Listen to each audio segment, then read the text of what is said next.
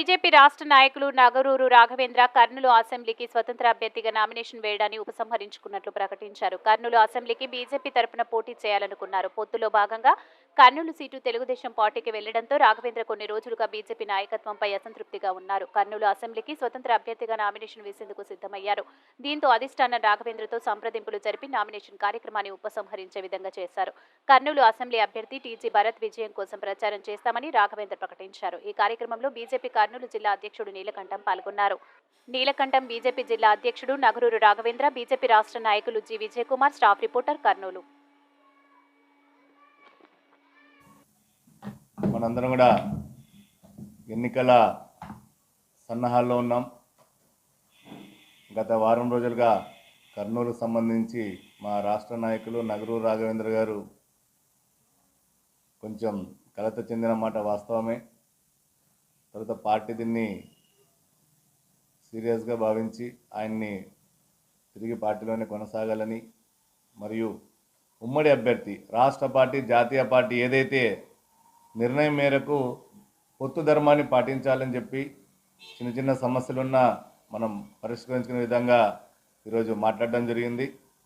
పొత్తు ధర్మాన్ని పాటించి పొత్తులో భాగంగా ఇక్కడ ఉన్నటువంటి టీడీపీ అభ్యర్థిని భరత్ గారిని గెలిపించాలని చెప్పి కోరినాం. ఆ విధంగా నిర్ణయం కూడా తీసుకోవడం జరిగింది. రాబోయే రోజుల్లో ఢిల్లీలో ఎన్డీఏ ప్రభుత్వము ప్రధానిగా మూడోసారి ప్రధాని శ్రీ నరేంద్ర మోడీ గారు ప్రమాణ స్వీకారం చేస్తారు. అదేవిధంగా రాష్ట్రంలో కూడా ఎన్డీఏ కూటమిలో ప్రభుత్వం ఏర్పడుతుంది.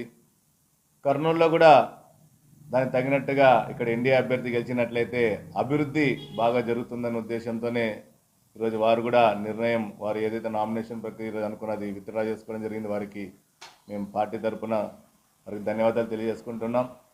కర్నూలు అభివృద్ధి దృష్ట్యా, మన రాష్ట్ర అభివృద్ధి దృష్ట్యా ఏదైతే రాష్ట్ర పార్టీ అలయన్స్ పెట్టుకోవడం జరిగిందో అదేవిధంగా కర్నూలు కూడా అభివృద్ధి పథంలో తీసుకుపోవాలనే ఉద్దేశంతో ఈరోజు వారు ఆ నిర్ణయం తీసుకోవడం జరిగింది. దానికి భారతీయ జనతా పార్టీ స్వాగతిస్తున్నాం. భారత్ మాతాకి జై.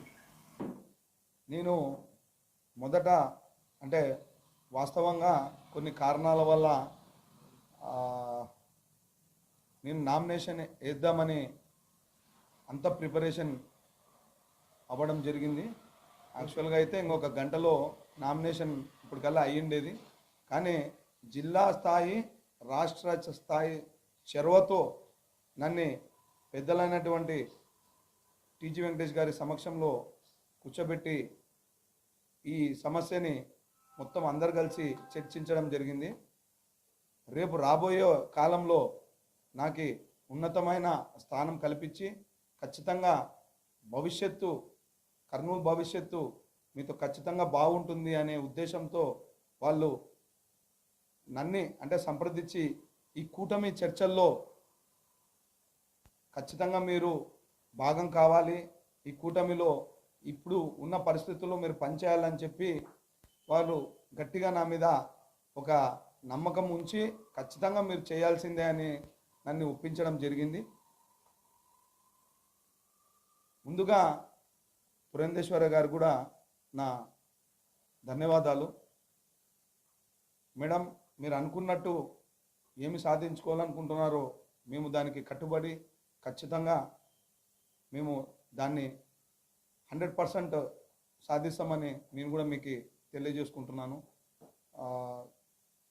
చాలా చర్చలు జరిగాయి. చర్చల్లో భాగంగా నేను ఈ నామినేషన్ ప్రక్రియ విత్డ్రా కావడం జరిగింది.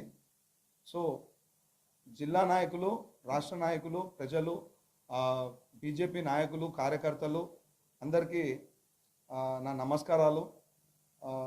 ఈరోజు నుంచి కూటమి అభ్యర్థిని గెలిపించాలని 100% కృషి చేస్తూ నేను తిరగడం జరుగుతుంది.